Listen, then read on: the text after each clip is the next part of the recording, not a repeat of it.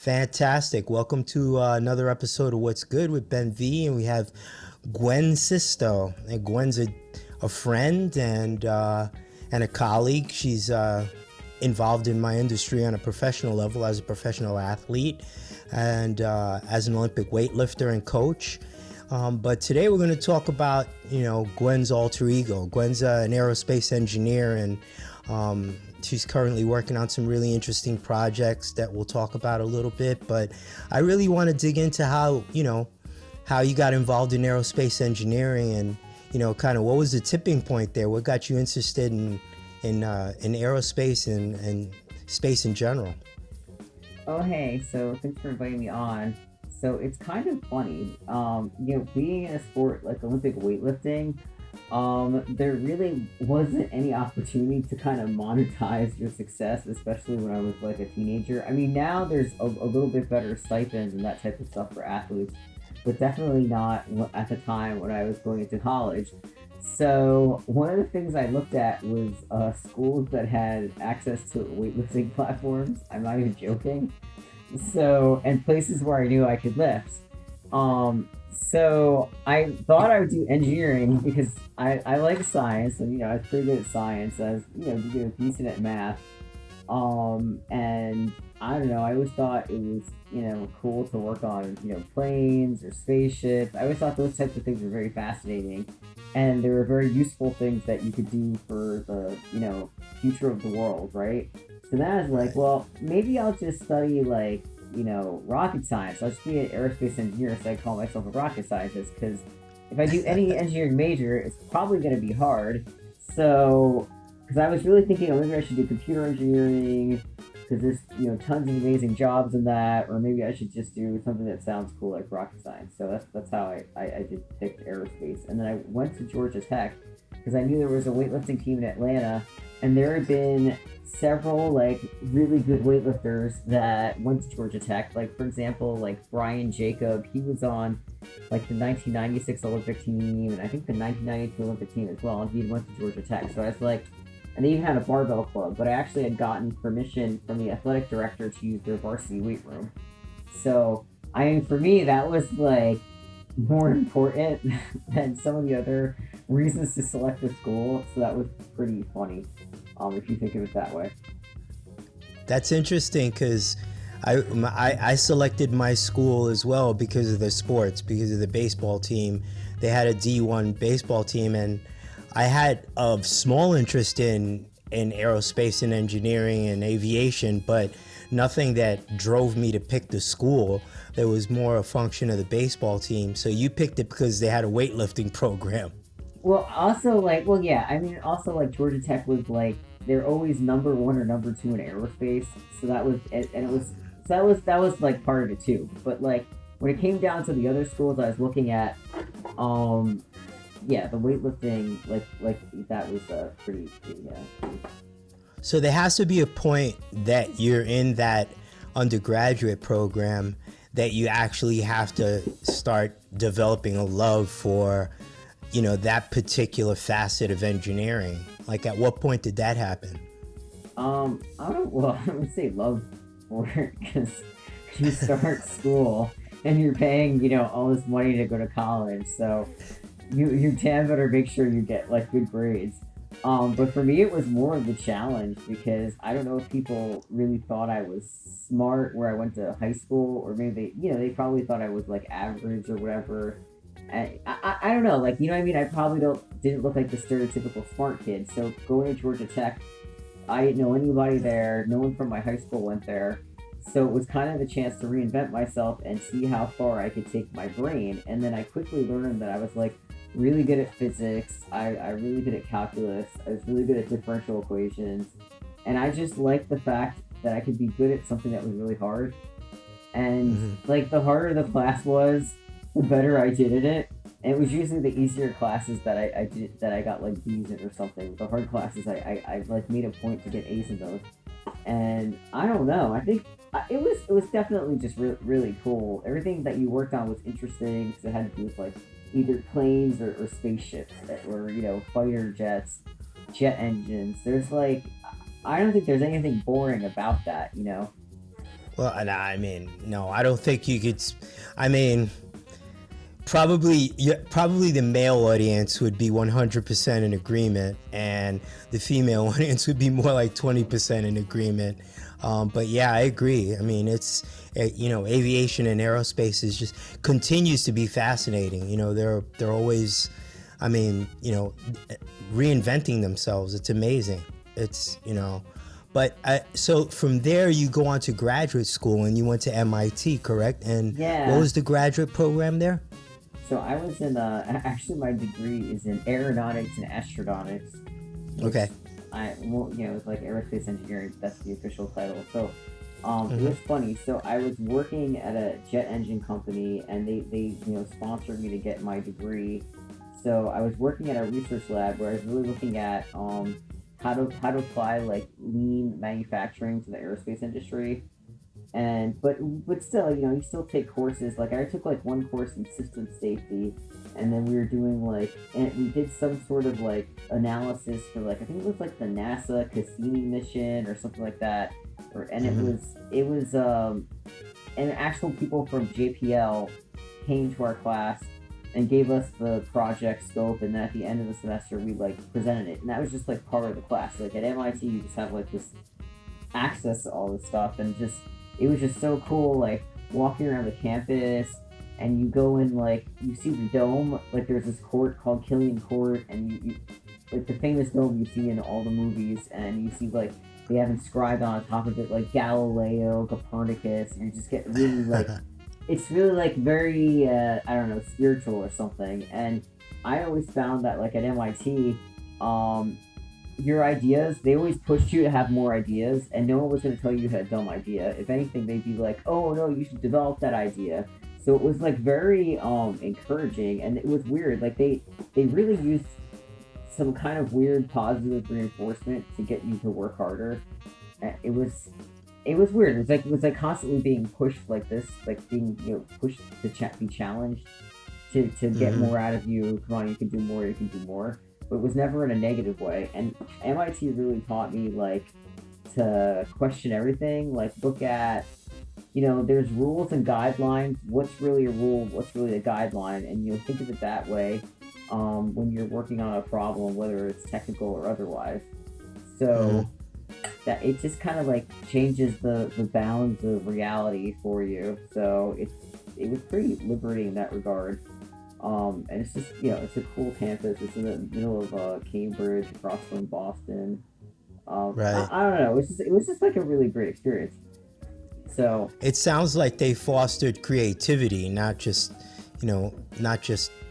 development, research and development, but more creativity, which is pretty unusual for an oh engineering school. yeah, absolutely. Because like Georgia Tech was like really hard, and I learned a lot of things there. But MIT was also really hard, but in a different way, and it definitely fostered creativity. And you didn't feel that like it wasn't, for me at least, it wasn't soul crushing where someone was gonna be like, oh, you spent all that time on your idea, oh, it's terrible. You're never gonna hear that. It was always gonna be like, oh, develop that idea, tell me more about Mm-hmm. it. And I remember like once we had to like present our like thesis research, and they would advertise it, and then like I just remember people from industry, like a consultant, came to listen to me lecture about my research. I was like, wow, like people in industry actually look at what MIT publishes in their just regular newsletter about what research is going on, and like people are coming to like hear me talk, and I'm just a grad student. Like this is really cool. Yeah, yeah. Wow, that's it. And so I know you and I have talked about it before, but your education, how much of that engineering background carried over into your weightlifting? Because I would imagine it's a great deal. Yeah, it was really weird. Like I felt that my education capacity built my weightlifting capacity, and vice versa. Like, to be a successful weightlifter, you have to do thousands of repetitions, and sometimes it can be very monotonous. I mean, you could say this the same of every sport to some extent. Like, I really don't believe anyone who says, "Oh, I love practicing my sport every single day," because it just gets to the point where you have to do repetition to get better. And sometimes it's going to be tiring, especially when you're exhausted and you've been doing this twice a day all week. Right. School is a lot like that, but you get to a point where you reach like mental flow, so you're studying so hard, and then it's almost like, I don't know, it's almost like that last scene in the Matrix where Neo can just like see the code and he can just start flying and stuff like that. So it's like you're just studying so hard, and then all of a sudden it's like, oh, I just understand all this, and you could just write equations, and sometimes you just get the answer without thinking very hard. So, but it took a lot of work to get to that point. Right. And weightlifting was the same way. You have to really stress your body really hard to get to a point where you just, sorry, my phone. You really like understand everything. So that's really like the fascinating part. And I felt like that capacity carried over, because with lifting, there came a point after years of weightlifting, like my reflexes were just great at everything.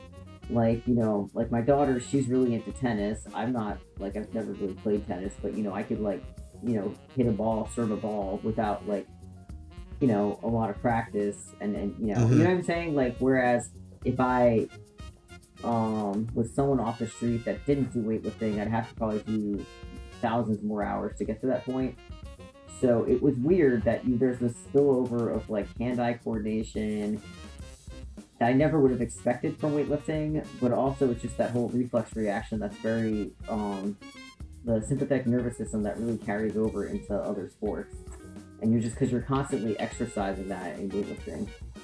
Yeah, no, that makes sense. I mean, we've spoken about that too. It's such a complicated endeavor, just the practice of weightlifting, that it stresses your nervous system, and it prepares your nervous system for all other activities.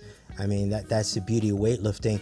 You know what I've always wanted to ask you, and what was reinforced today when I was looking at the NASA website, and being Women's History Month, they were talking about different women in space that and their accomplishments.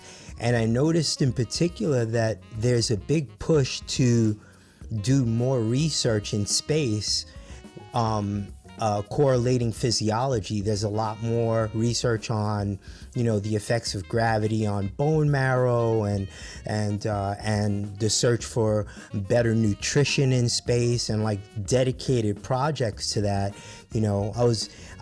I wanted to get your thoughts on that, and if there was any interest in you ever marrying the two and doing some research with weightlifting and aerospace.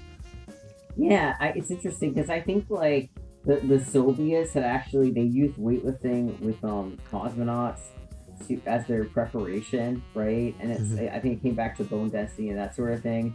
But from the American perspective, I think they took a different approach. But if you think about it, the missions in like the 60s, at like the peak of kind of like the old space race, they were like, they're like a few days long. They're not, like, it's not like months they're up in space, right?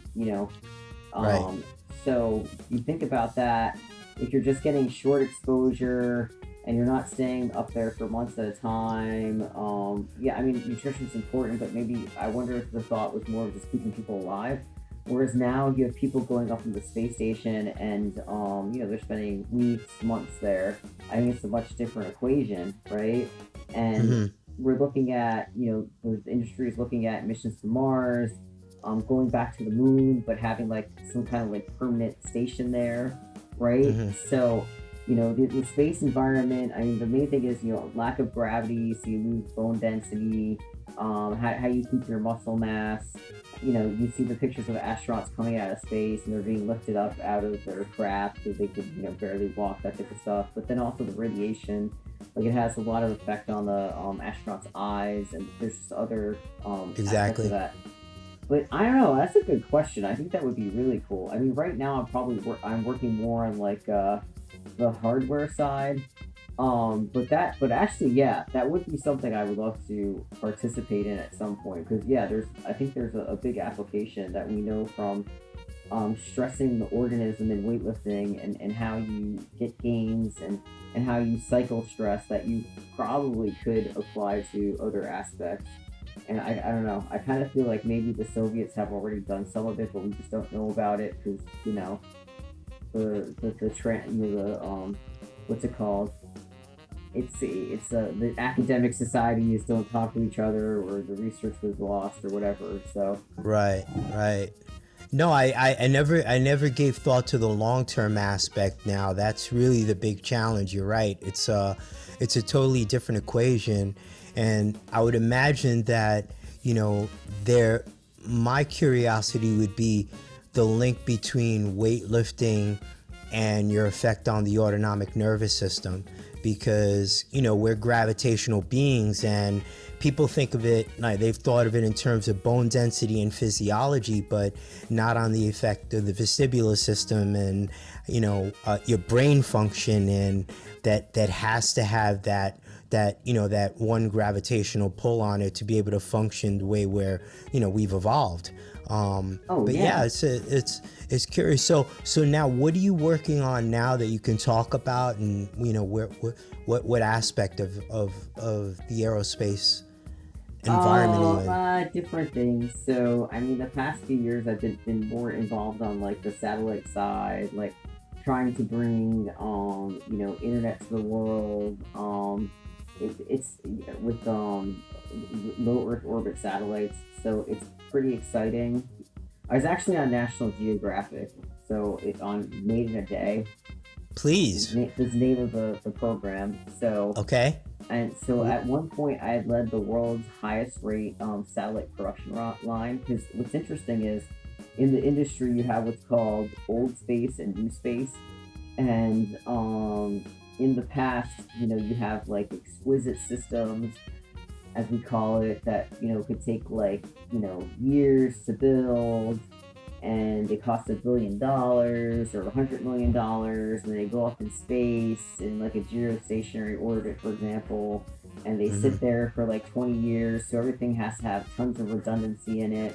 Whereas if you go to like a distributed system, you don't have to invest all that in one big instrument. You could have a bunch of small satellites that are just kind of like circling the globe in a constellation. So that's one of the things I was working on, and so it's just very exciting because like even in America, like there's all the time you'll find dead spots in your in your internet coverage. For example, if you're on your smartphone, you're driving, maybe you're driving through a swampy area, maybe you're in the mountains somewhere, and you lose service, right?